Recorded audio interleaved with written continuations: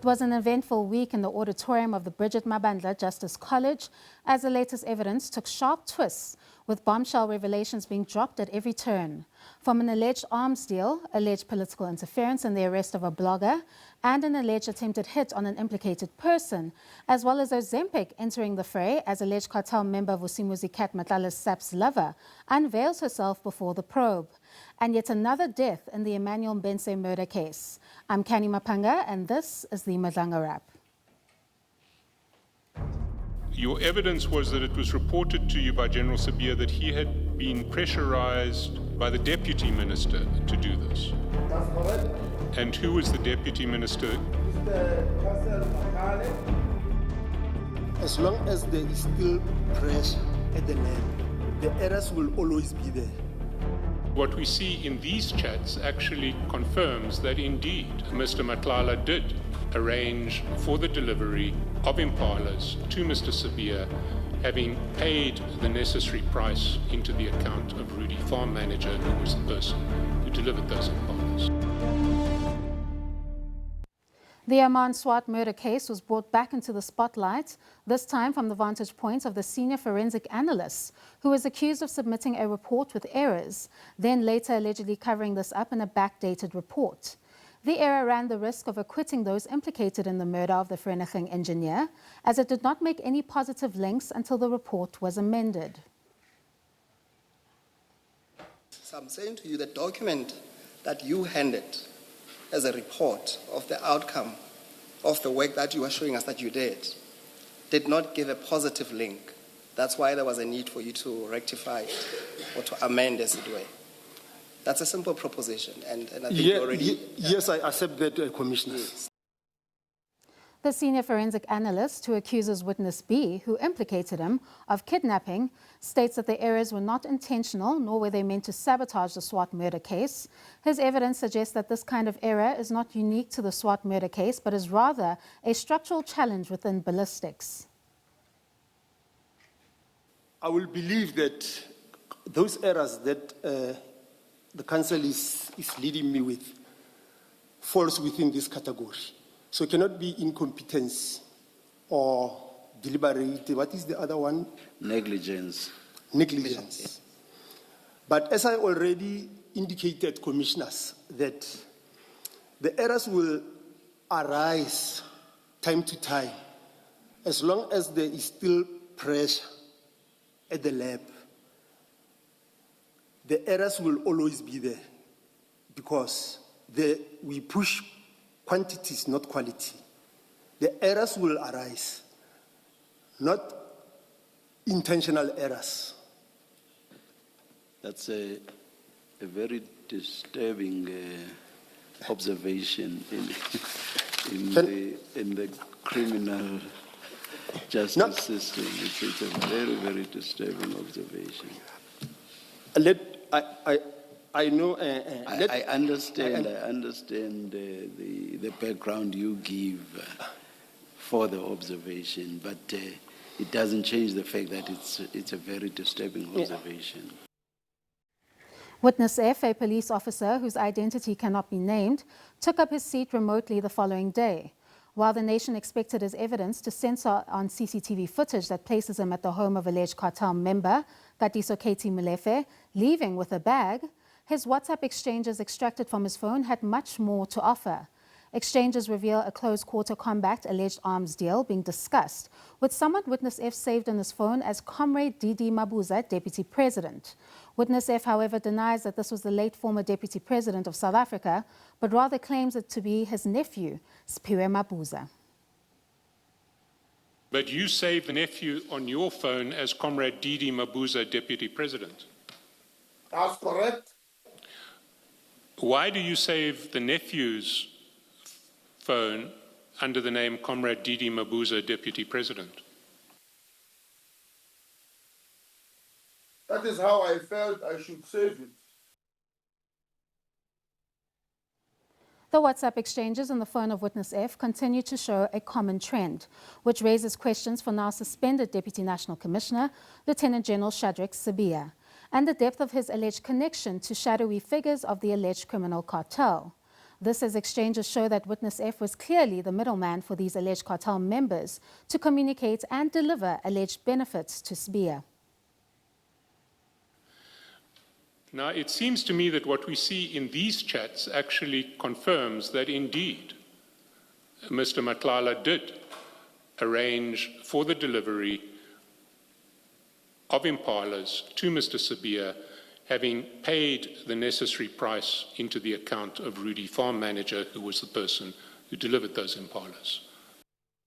WhatsApp exchanges further revealed the extent of SAPS resources used to arrest an entertainment blogger, Musa Kawula, who clearly had intimate knowledge of Matlala's alleged criminal dealings and had offended the political elite, namely ANC Secretary General Fikile Mbalula. Your evidence was that it was reported to you by General Sibiya that he had been pressurized by the deputy minister to do this. That's correct. And who was the deputy minister at that stage who you understood to have pressurized General Sibiya? Mr. Castle. Just as the nation was trying to digest the depths of the alleged infiltration of alleged cartel members with high-ranking SAPS officials, then enters SAPS Section Head for Quality Management, Brigadier Rachel Majeng. Majeng is accused of assisting Matlala with his SAPS Medicare contract worth 360 million rands and allegedly receiving kickbacks for it. Majeng, however, pulled a different card before the probe and introduced herself as Matlala's on and off girlfriend. The romantic relationship was well known to people close to my circle, and it is an open secret that we were in an on and off relationship. Despite the glaring conflicts of interest in the brigadier who oversees a contract and receives gifts from the service provider, Majeng could not escape key evidence that casts doubts on her version, such as the payments through a third party, her friend's butchery, the lack of warmth expected from couples in her exchanges with Matlala, and her conduct, which clearly acted in the interest of Matlala's contract at the expense of her employer, the South African Police Services. The gift she asked for from Matlala even extended to Ozempic, a medication. At least I was doing it the normal way. I did not go for BBL.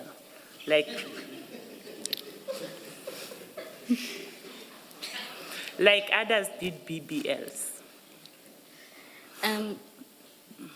Brigadier, do you want to explain what the relevance of that is? When you say that at least you were using that and not and didn't go for BBL, what is the relevance of that before this commission? Yeah, I'm just explaining because I was told that Ozempic will go hand in hand with BBL. And those that I'm seeing at work who did the BBL, they also use Ozempic. So for me, from my boyfriend, I only asked for Ozempic. Now, these bombshell revelations were accompanied by other side shows that added more layers to this week's hearings. That includes Northwest businessman's failed court bid to block his court appearance before the probe, as well as an alleged attempted hit against Wiandre Pretorius, a man implicated by witness D in the murder of Emmanuel Mbense, an alleged extortion gone wrong. All that and more after the break.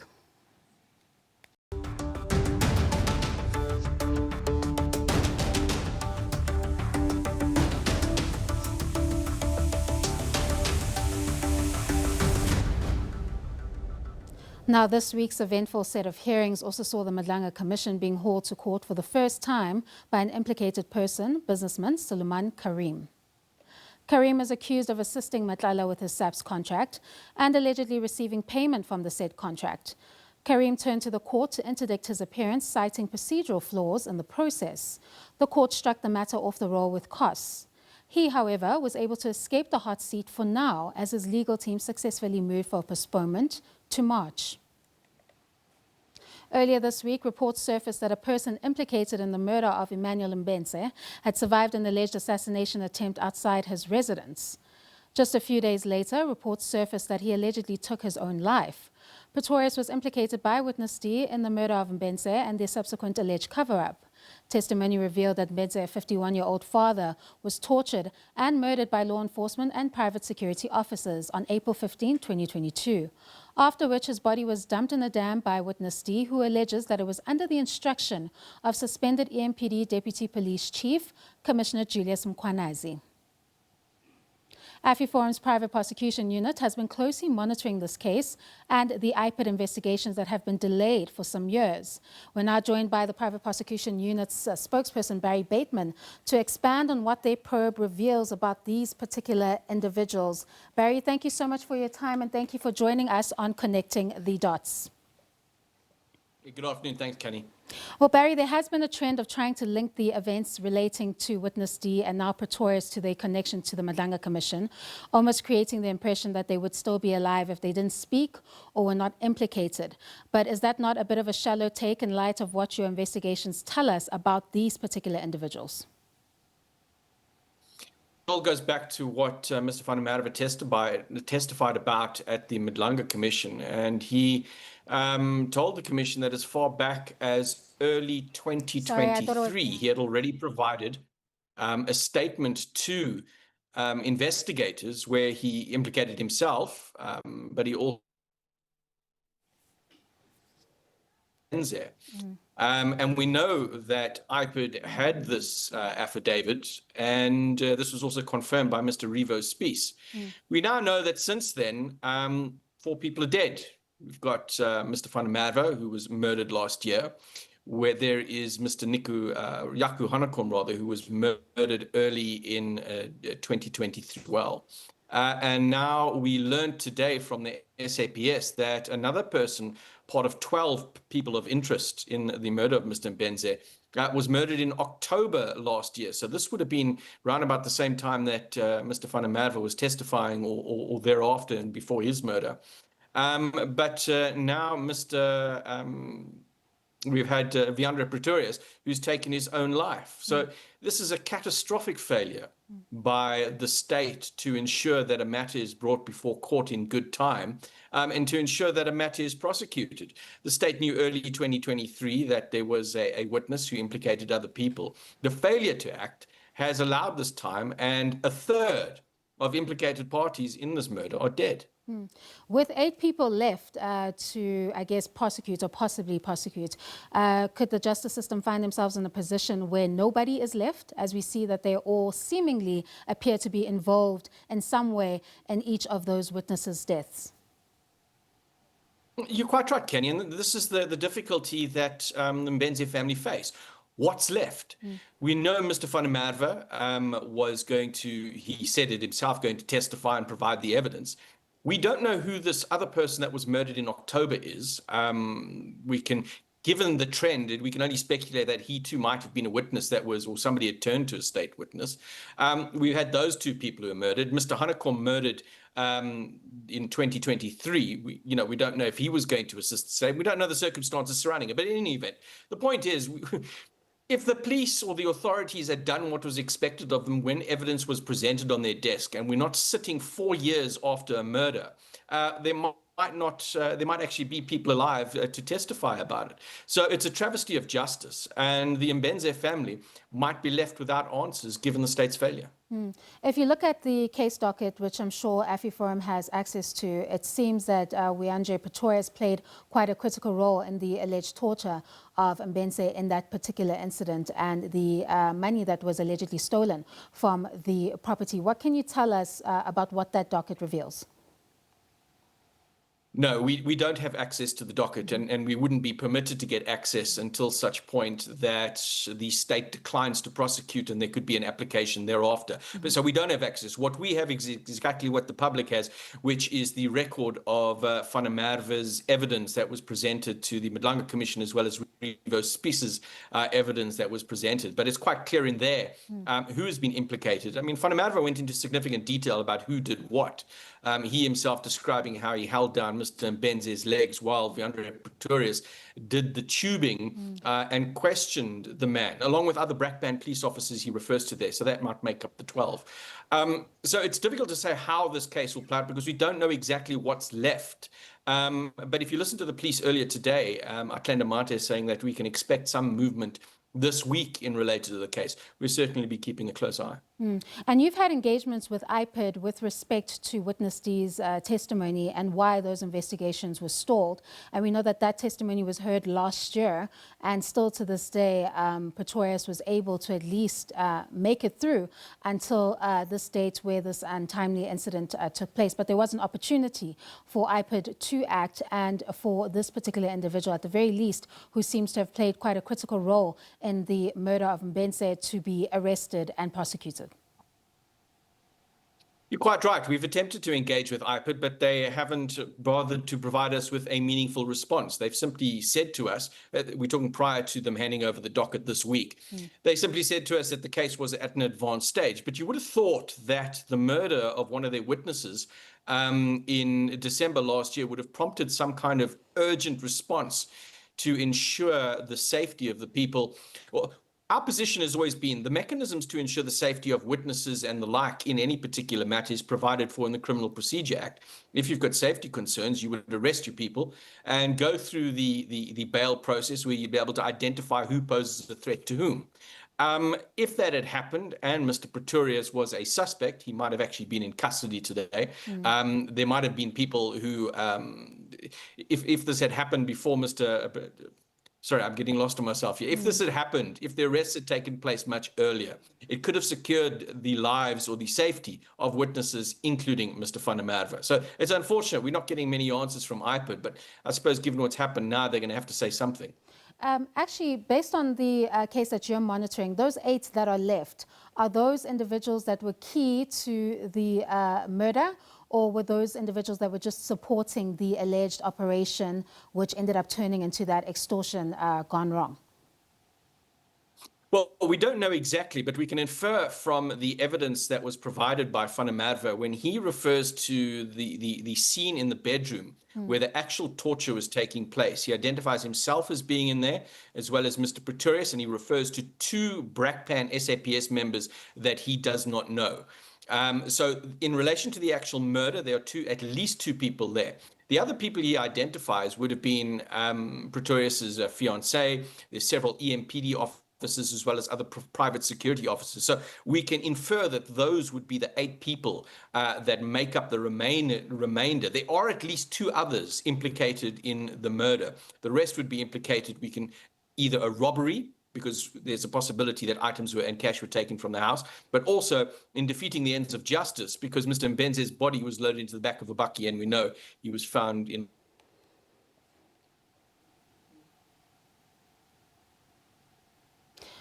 Barry, are you still with us? I'm still here, sorry, broke up. All right, it was assumed that Witness D was forced to take part in this particular Mbense murder, or that this was an alleged isolated incident. Are you able to tell us more about what your investigations have picked up about this modus operandi in the Ekurhuleni region, that possibly that these individuals may have allegedly been involved in other incidents way after the Mbense murder? Well, first off, Mr. Witness D saying that he was forced to take part, no, that's his version. Somebody who's accused of murder would certainly go about as busy as they can to try and point the blame at everyone else. So let's just accept that that's his version. But on the other matters that you asked me about in relation to other events, that's not part, we don't delve into that at all. We represent the Mbense family, so we're solely focused on this particular incident and nothing else. So I really can't comment on anything else. And is it possible that these alleged hits and murders and AfriForums who have nothing to actually do with the work of the Madlanga Commission and the kind of information that is being revealed there? Well, we don't know that either, but it is quite concerning that the evidence of a possible Section 204 witness would be presented at a public forum where the entirety of everything they know, everyone that they're going to implicate, how the murder happened, so all other people who might be suspects would get a full expose of what it is and how they are implicated. And this was evidence, so we must accept that was in a docket. Any suspect hearing evidence like this being presented in public would have advanced warning of what they can expect. So I suppose it would be reasonable to assume that whatever Witness D revealed and the demise of other people involved in the murder of Mr. Mbense has something to do with the fact that he testified there.